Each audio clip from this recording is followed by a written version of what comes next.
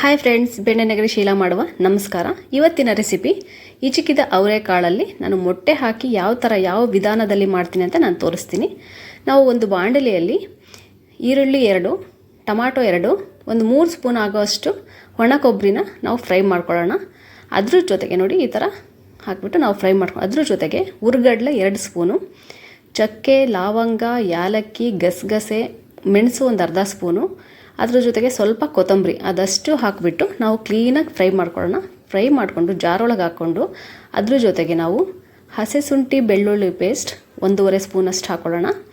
ಆಮೇಲೆ ಧನಿಯಾ powder 1-2 spoon, ಖಾರದ ಪುಡಿ 2.5 ಸ್ಪೂನು,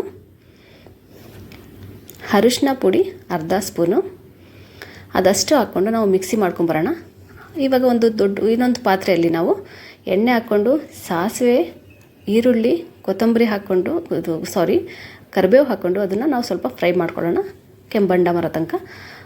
ಅದಾಗಿದ ತಕ್ಷಣ ನಾವು ಮಿಕ್ಸಿ ಮಾಡ್ಕೊಂಡಿದ್ವಲ್ಲ ಅದನ್ನು ಅದರೊಳಗೆ ಹಾಕ್ಕೊಂಡು ಸ್ವಲ್ಪ ಕುದಿ ಬರಲಿ. ಅದಾಗಿದ ತಕ್ಷಣ ನೆಕ್ಸ್ಟು ಹಿಚಕಿದ ಅವರೆಕಾಳು ಅದರೊಳಗೆ ಹಾಕ್ಕೊಳ್ಳೋಣ.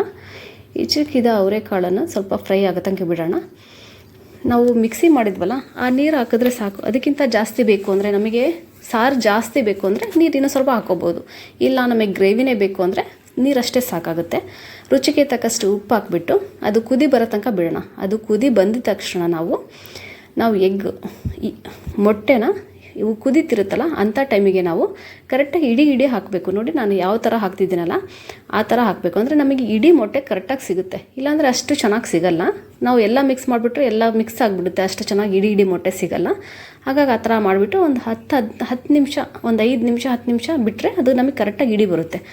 ಆಮೇಲೆ ಒಂದು ಸ್ವಲ್ಪ ಕೊತ್ತಂಬರಿ ಕಟ್ ಮಾಡಿ ಹಾಕಿಬಿಟ್ರೆ ನಮ್ಮ ಸಾರು ಹಿಚಕಿದ ಅವರೆಕಾಳು ಮೊಟ್ಟೆ ಹಾಕಿ ನಮ್ಮ ಗ್ರೇವಿ ರೆಡಿ ಇರುತ್ತೆ. ಇವಾಗ ನಾವು ನೋಡಿ ಯಾವ ಥರ ಬಂದಿದೆ.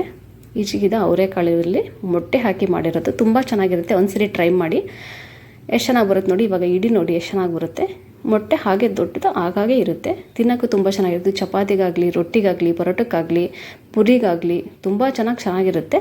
ಒಂದ್ಸರಿ ಟ್ರೈ ಮಾಡಿ. ನಿಮ್ಗೆ ಇಷ್ಟ ಆದರೆ ಒಂದು ಲೈಕ್ ಮಾಡಿ, ಶೇರ್ ಮಾಡಿ, ಸಬ್ಸ್ಕ್ರೈಬ್ ಮಾಡಿ. Thank you so much watching the TV.